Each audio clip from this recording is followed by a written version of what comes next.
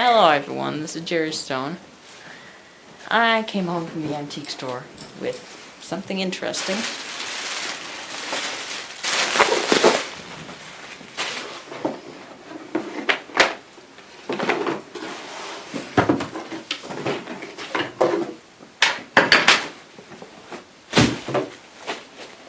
A unbelievably beaten up Motorola tube radio. This is from late 30s or early 40s, and oh boy. I would power this up, but I like the house. So yeah, you can see the cabinet's in bad shape. I do have this grill. Has the dial glass. I bought it originally like this. I was like, oh crap, it's shipped off, but no, it's not. So I'll just have to buy a new dial for it. So let's see what's in the back here.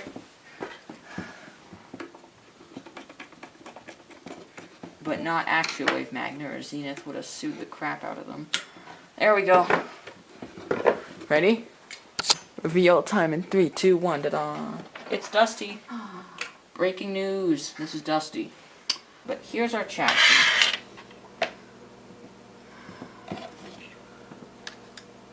Looks like it has the original fasteners. Has all the tubes. That's good. So I'm going to set this on its face. We'll switch over.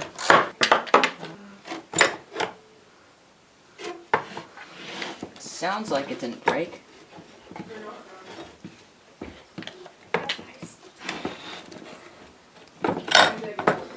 Alright, there we go. Yep, standard.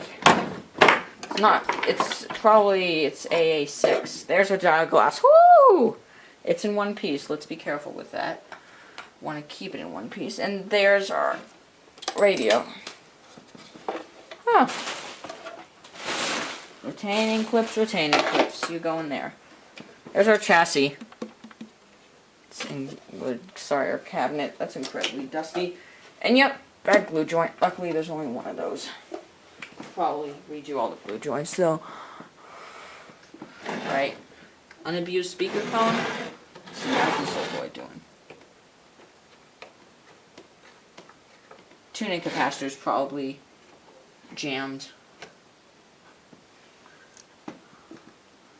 Huh. I don't see the electrolytics on the top of the board. Now you're like, Jerry, what if it's a DC set? No, it says 117 volts AC/DC. Oh yeah, and this is not the original. Someone did a really nice job redoing this though. It's not chassis original, but it's still nice. Alright, 3, 2, 1. That's one of those ones I've seen on YouTube. Alright, can you guys see that? Great. So, let's count here. This thing has, this is I think an 80 and a 20. I can look up a schematic on Radio Museum. And then this looks basically unabused. So let's see, there's one electrolytic, an 80 and a 20, and then 1, 2, 3, 4, 5, 6 wax caps. This hopefully won't be too bad to restore. It is incredibly dusty. Sheesh. I'm just gonna dust this quickly. This is so dirty.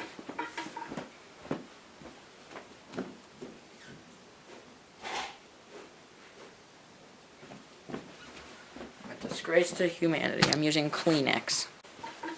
Yeah, this chassis looks very similar to the Stuart Warner, actually. Alright, we're just going to replace this little cap on the antenna right now. We'll just take out that old guy. There we go.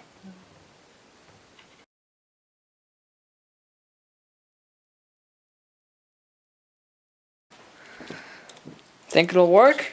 I've done no restoration on this. I've checked the power plug. It's not shorted. It's actually in pretty nice shape. Still gonna replace it though. So this cap is just from the antenna.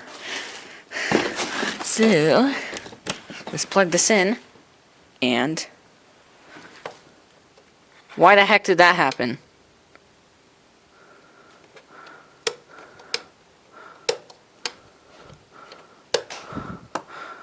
Oh no. Alright, here's a before cabinet. You can see how there's barely any finish left on here. We can see that there's this missing grill piece. Luckily I have it. It's right here.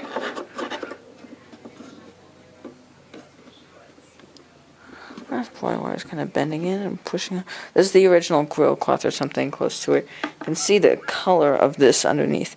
Anyway, I have this. I'm going to glue that tonight. Alright, here's the radio. And just put it in here so it won't get blown away. Here's our Restore Our Finish. This is a product that's going to restore our finish. Now, I was planning to get two colors, dark walnut and regular walnut, but I didn't have regular walnut, so that's unfortunate. We're going to try on an inconspicuous area first, and I want to set this down. This is our actual cleaning cloth. Stick this under here. That'll be if we have to sand the top. I'm going to test this in an inconspicuous area. Uh-oh. The child figured out the child-proof cap. Come on.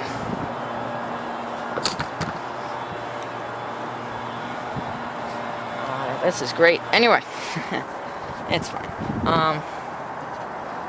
Said avoid prolonged contacts. That was not very long. So, I'm gonna put a bit of Restore Our Finish on it and try it with dark walnut. Doesn't seem to be ruining it. Oh, geez. It's blending that like it never existed. It's basically making all our scuffs and scratches disappear. Oh, looks good.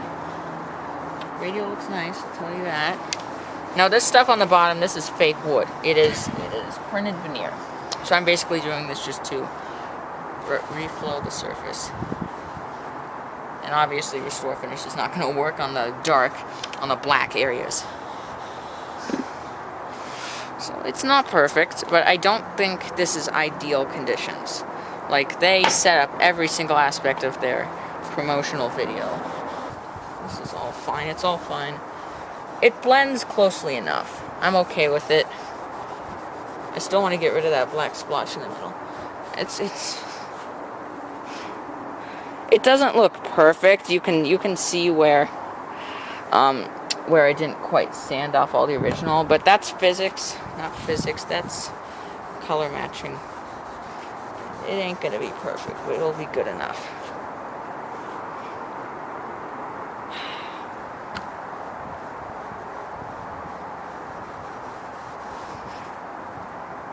I'm actually happy with it. Here it is under indoor lighting. The top has a bit of a rustic appearance, which I don't like, but that's alright. It's alright. This is about how it looks in person. It takes the splotches, the black is just as apparent as it looks on the camera, but these guys, this is kind of oily, because it's oil-based stain. It'll get less sticky soon. The top, I'd rate a 5 out of 10. It's basically as good as I could do. It's pretty ruined, but that's alright. Now the sides, they look sharp. That is beautiful. And then the black paint, it's a little bit textury for my liking, but that's alright. It is now black instead of chipped. I wish I could have gotten the Motorola logo a bit more clean, but that's alright. It doesn't look perfect. I made a lot of mistakes, but that's alright. Because it looks better than it did. I'm glad I can say that.